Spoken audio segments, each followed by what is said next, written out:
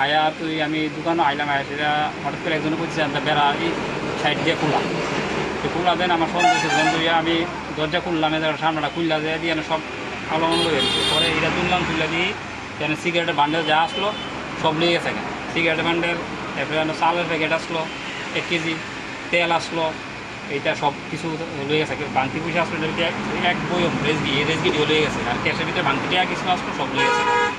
তো হঠাৎ করে তো মনে করেন কিছু বুঝাচ্ছি না, তো এরপরে আমি থানার রিপোর্টটা করছি, তারা এসে আয়সে তারা বলছে ঠিক আছে আপনি একটু ওই সিসি ক্যামেরা ফুটেজটা দেন, দেখে আমরা জানাই। সিসি ক্যামেরা যে সময় অন করে দেখতেছি, দেখে সেটা যে লোকটারে আমরা ইতান করছি হ্যাঁ আমি ক্যামেরা দিয়ে চেহারা দেওয়া গেছে। তো এরপরে আর বাইক গেলাম, বাইক গিয়ে হেরে পাইছি না, এরা দেখছি রাস্তা মাথা হ্যাঁ একটা দোকানে ভাঙতি পয়সা দিয়ে কিনে লইতেছে, খাই আনতে ধরে আনছি, আইনে সেটা ফোনে সাতটারা আইলো, আইসে হয়ে গেছে। কি নাম হ্যাঁ, যে ছেলেটার আনছেন নাম কি ছেলে? নাম এমনি মহাদেব দেয়, বাড়ি কোন জায়গায়? বাড়ি রাস্তা মাতুই।